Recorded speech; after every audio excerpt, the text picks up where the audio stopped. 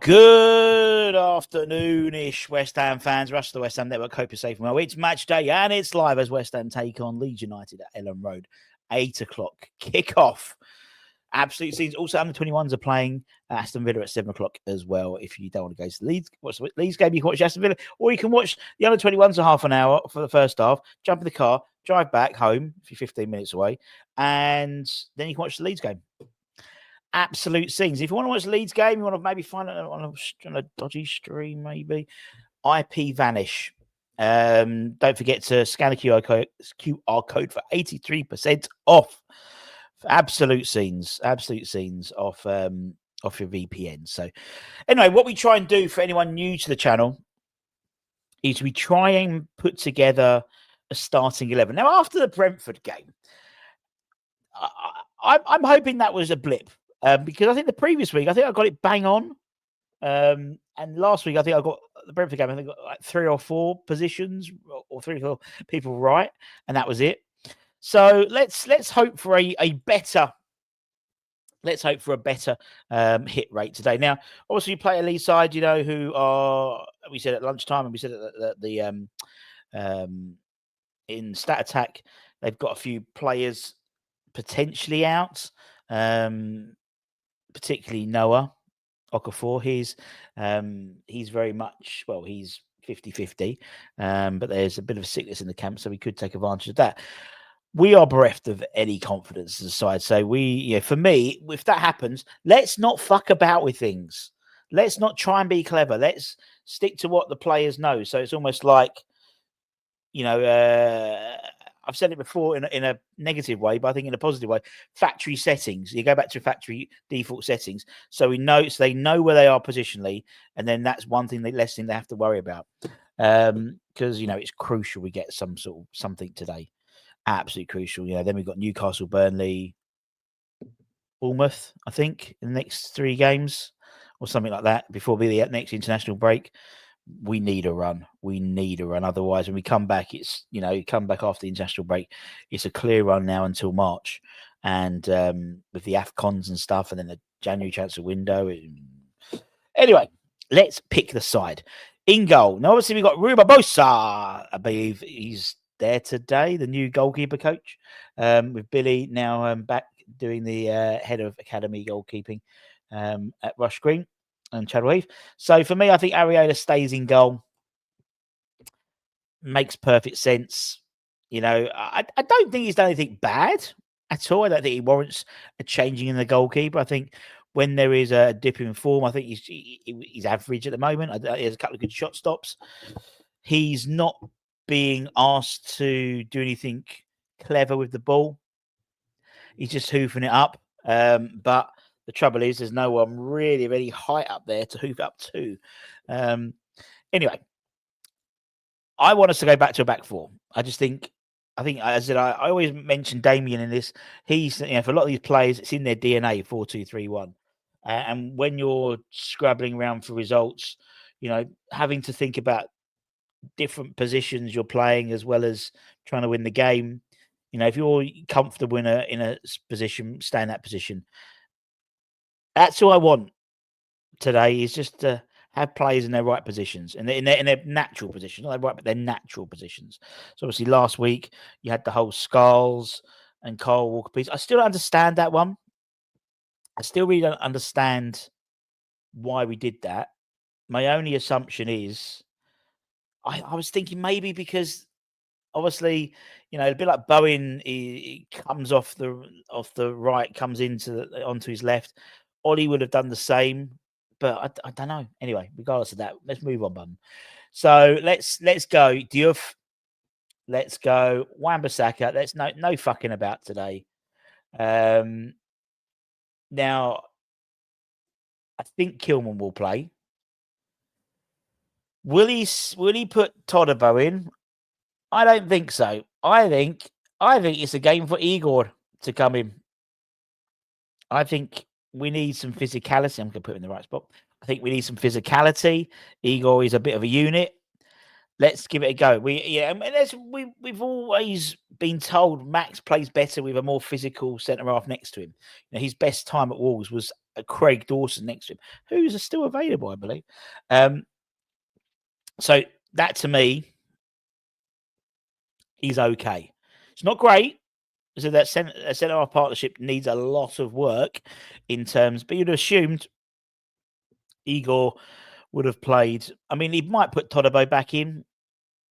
He might give him another shot, particularly if Mavropanos not around.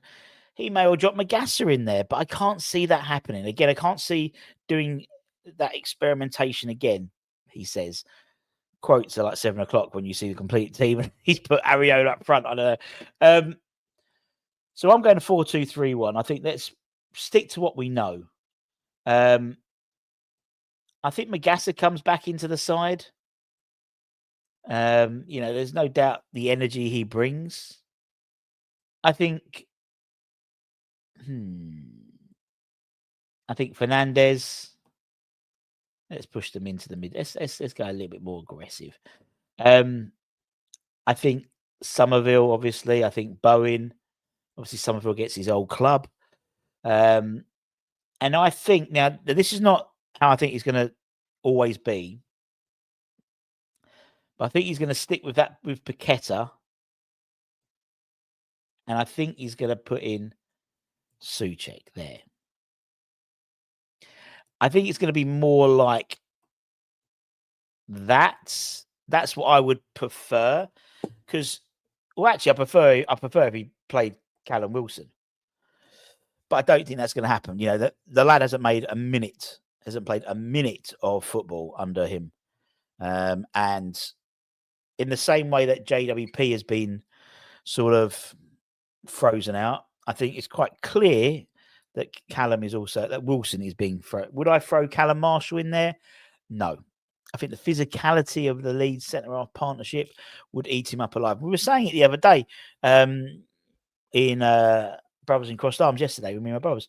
For me, Marshall is not that single point of, there's no, for me, a debate that he will start in that number 9 slot. He is not a number 9. He's got the same physicality then. For me, he's got the same physicality as sort of Bowen up top. He's that sort of svelte. He would play better. I mean, would you play Craig Bellamy as a number 9 up on his own? No. And that's the same way as I see with Callum Marshall, having watched a lot of him. Under 21s, slightly different. He's playing against slightly less, what's the word? How do we explain it? Slightly less physical sides in terms of under 21s. So, I mean, that would be my preference, but I think he'll end up doing that, and these two will interchange throughout the game. So you've got some physicality. You've got someone for Areola to basically knock it up to. Because quite often than not, he's taking the ball and he's knocking up to Bowen. Bowen was up against Nathan Collins. No chance. Or he was knocking it, he wasn't going to Somerville because Somerville was even fucking smaller than Bowen. But at least if it means that Souček can move across a little bit there, it allows for the ball to go across, and then I don't mean to curve it, and then for Souček to knock it onto Bowen, knock it back to Paqueta who drops in, knock it, that gives us some link. In essence, what a Füllkrug or a central striker would do with that physicality in terms of Nuno's side. He said, look at Chris Woods, look at Raul Jimenez at Wolves. For me, that central striker is pivotal. So when we link to the likes of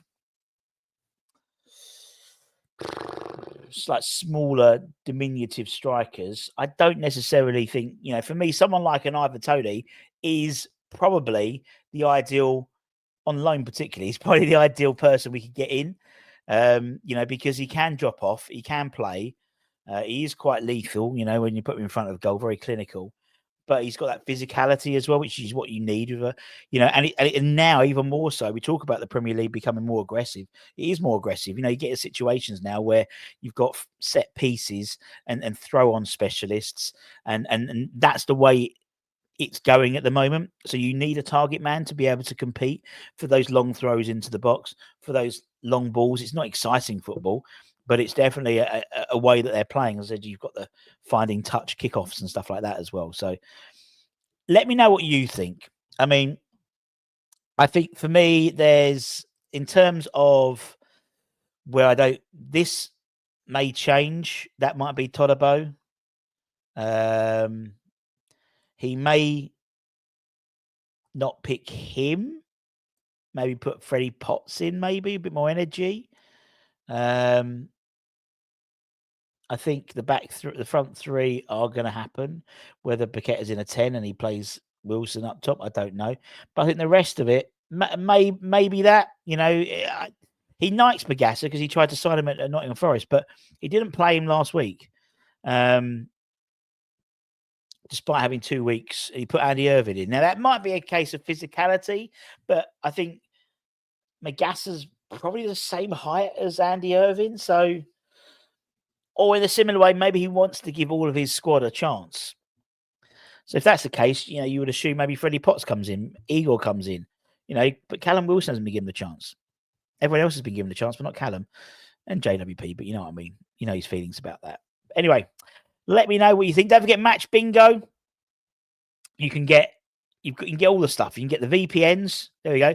You get the VPNs. Do your VPN deal there, or you can get your match bingo QR code there. Download your cards for the game tonight, and win a bit of money. Win a bit of money. 18 plus, UK based only. But until next time, my friends, take care. Stay safe.